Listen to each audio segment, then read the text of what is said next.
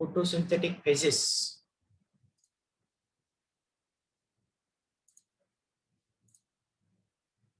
So in case of photosynthesis, there are the two stages that is nothing but considered. One is there, that is the light stage, and another one, that is the dark phase, or light reaction and dark reaction. So photosynthesis has two steps. First is the light dependent reaction, that absolutely require a light for conduction of the photosynthetic activity. So that is called as the light dependent reaction or light reaction. That is requires a direct energy of light to make the energy carrier molecule. And the light independent reaction, that is also called the dark reaction. म्हणजे ज्याला लाईटची आवश्यकता नाही अशी जी reaction आहे ती झाली light independent reaction, that occurs when a product of the light reaction are used to form carbon-carbon covalent bond of carbohydrate. The dark reaction can usually occur in the dark. Recent evidences suggest that a major enzyme of the dark reaction is indirectly stimulated by the light. म्हणून जे काही असे evidences सापडले की जे मोठे जे enzymes आहेत पर्टिक्युलरली जे डायरेक्ट रिएक्शन मध्ये लागतात ते लाईटने स्टिम्युलेट होतात, त्यामुळे लाईट मध्ये ते त्याची रिएक्शन दाखवत नाही. So light reaction occur in a ग्राना and dark reaction takes place in the stroma part of chloroplast. Chloroplast structure we have already seen yesterday, that there are two parts, grana and stroma part. In grana part there is having thalaploids, orange one above the other. In stroma part there is presence of enzymes. Now in the particularly two steps of the photosynthesis, in first is there, that is the light dependent reaction. So in this, photophosphorylation is the process that is takes place in light. So that is called to be the photophosphorylation. So in this, ATP, NADP are nothing but produced as asymmetric power by means of the Calvin cycle. So here they utilize the ADP, then NADP or inorganic phosphate as a molecule, raw material for nothing but synthesis of this product. And CO2 is utilized in dark reaction and sugar is produced. In the particular light reaction, water is utilized and oxygen is liberated. So these are the important overview of the photosynthetic reaction. Then light reaction.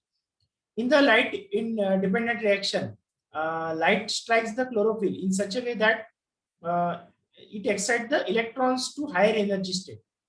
जे काही electrons present आहे chlorophyll molecule मध्ये खाली दाखवल्या diagram मध्ये, तर chlorophyll molecule मध्ये जे काही इलेक्ट्रॉन्स आहेत, those which electrons are there, they are nothing but are activated or goes to the excited state, to the higher energy state. The lower orbital पासून ते higher energy orbital ला ते transfer होतात. And in a series of reaction, the energy is converted. या series of reaction मध्ये energy convert होते along an electron transport process into ATP and NADP. ATP आणि NADP मध्ये त्याचे कन्वर्शन होतं. Water is split in the process, releasing oxygen as a byproduct of the reaction. यामध्ये photophosphorylation मध्ये water काय होतं, ब्रेकडाउन होतो water molecule, that is photolysis of water होतं. Water molecules are broken down and it convert into nothing but photolysis of water. And later on this liberate the oxygen and hydrogen atoms are accepted by NADP. NADP त्याला accept करते. So photosynthetic unit, that is the photosynthetic unit is the smallest group of pigment molecule which combine together to cause a photochemical act, that is the absorption and migration of the light quantum to a trapping center where it brings about the release of an electron. अशा प्रकारे ते काय करतो, electron release करतो. Photons, light behaves it as it is a consist of a tiny particle called photon. Light मध्ये छोटे tiny particles असतात, त्याला फोटॉन्स असं म्हणतात. Quantum is a photon has a certain energy value, that is called quantum energy, त्याला quantum energy असं म्हणतात. About 2500 chlorophyll molecules under photosynthetic unit is there, combined together to evolve one molecule of oxygen, and that for 10 quanta of the light is used. मग त्याच्यामध्ये red drop आहे. Emerson observe that photosynthesis decreases when a plant was shifted to short wavelength. Short wavelength मध्ये जर shift केलं तर photosynthesis काय होतो, drop होतो. म्हणजे जनरली त्या ठिकाणी काही लाईट काय होतो, प्लांट ऍक्सेप्ट करत नाही. So that is not part of our syllabus. हा पार्ट आपल्या सिलेबसचा पार्ट नाही. You have to only note that there is a group of pigment molecules involved in a photosystem. So in photosystem there is having two photosystem. मग दोन प्रकारच्या photosystem आहेत.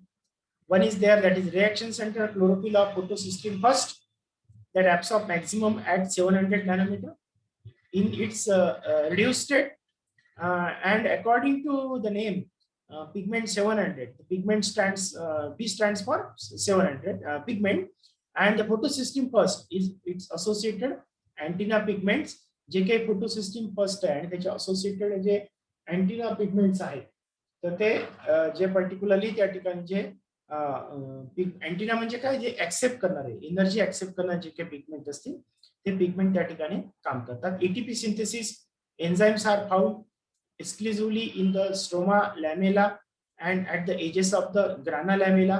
त्या ठिकाणी stroma लॅमेली आणि ग्राना लॅमेली मध्ये जनरली अशा प्रकारे काय असतात एन्झाइम्स त्या ठिकाणी प्रोड्यूस होतात जे काही एनर्जी सिस्टीमला जे लागतात. आता पिगमेंट सिस्टीम पहिली जी आहे ती म्हणजे पिगमेंट 700 आणि दुसरी आहे 680. आता हायर एनर्जी लेवल जी आपण म्हणतो ती म्हणजे पिगमेंट 700 आहे, ज्याच्यामध्ये 700 नॅनोमीटर पर्यंतची लाईट रेडिएशन ऍब्सॉर्ब केली जाते. 700 नॅनोमीटर आणि 650 जी असेल तर that is up to 650 sorry 680 पर्यंतचे पर्टिक्युलरली लाईट वेव्स त्या ठिकाणी ऍब्सॉर्ब केली जातात. The reaction center chlorophyll of photosystem second absorb maximum of 680. So its reaction center chlorophyll and associated electron transport protein is located predominantly in the stack regions of the grana lamellae at the wavelength of greater than 680 nanometer. Pigment system second cannot operate. म्हणजे 680 पेक्षा जास्त जर वेव्हलेंथची light जर आला आणि किंवा energy असेल त्याच्यामध्ये तर ते मात्र या ठिकाणी फोटो सिस्टीम सेकंड काम करू शकणार नाही. त्या ठिकाणी कोणती सिस्टीम काम करेल, फोटो सिस्टीम फर्स्ट त्या ठिकाणी काम करेल. Therefore quantum yield decrease beyond 680. This is what red light effect, याला रेड लाईट इफेक्ट सुद्धा म्हणतात. ज्यावेळेला red particularly lower particularly wavelength मध्ये जर प्लांटला ठेवलं किंवा त्या ठिकाणी रेड लाईटचा इफेक्ट जर बघितला फोटोसिंथेसिस कमी होतो.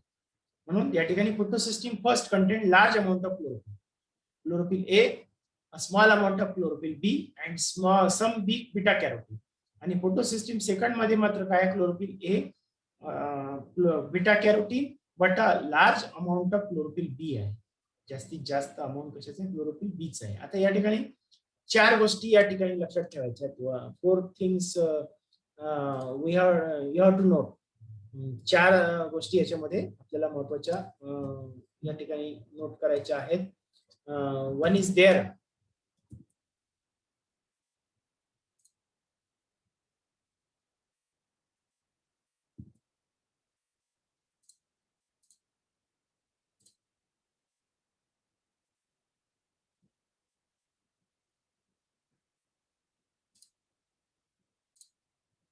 Just like photo system first पहिली जर आपण म्हटली तर फोटो सिस्टीम फर्स्ट याला आपण म्हणू, आणि दुसरी आहे photo system second. So another one that is called to be as the photo system second. अशा दोन फोटो सिस्टीम या ठिकाणी राहणार. याला फोटो सिस्टीम फर्स्टला आपण पिगमेंट 700 असं म्हणतो, पिगमेंट 700.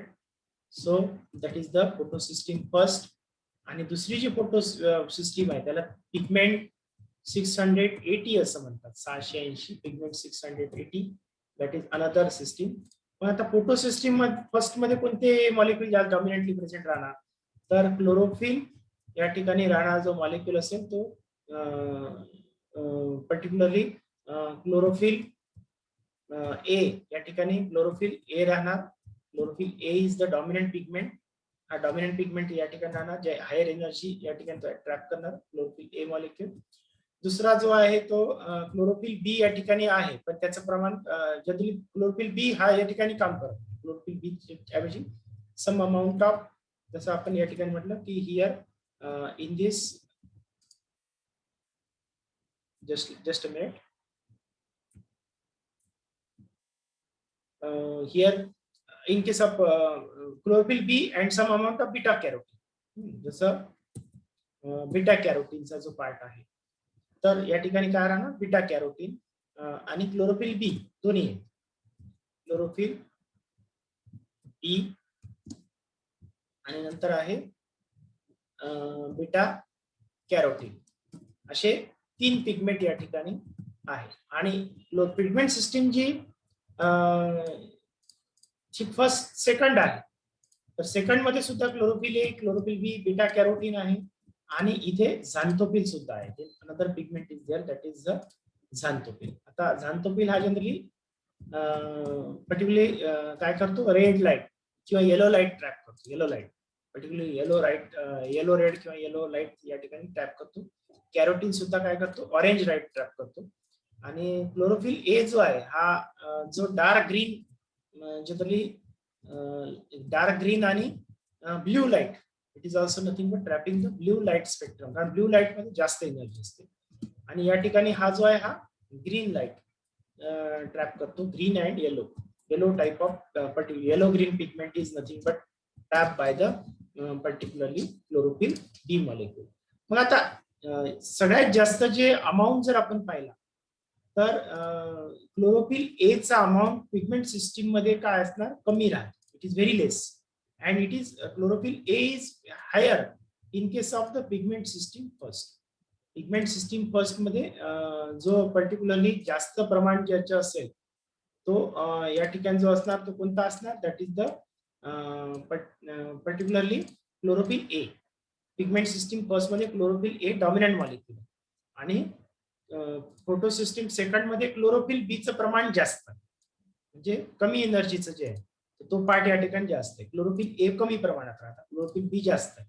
इथं क्लोरोफिल ए जास्त आहे आणि क्लोरोफिल बी कमी आहे. म्हणजे या ठिकाणी जो क्लोरोफिल बी असेल पार्ट तो काय असणार, व्हेरी लेस, हा कमी राहणार. So just like this is having higher energy level, म्हणून जे काही लोअर एनर्जी असते ती लोअर एनर्जी कोण ट्रॅप करते, photo pigment system second trap करते. आणि पिगमेंट ती एनर्जी कोणाला प्रोव्हाइड करते, पिगमेंट सिस्टीम फर्स्टला ती प्रोव्हाइड करते.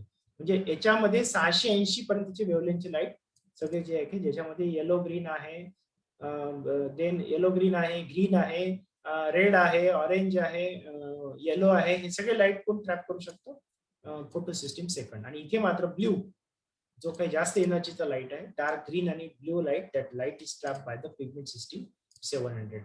So this is the major change you have to remember at here.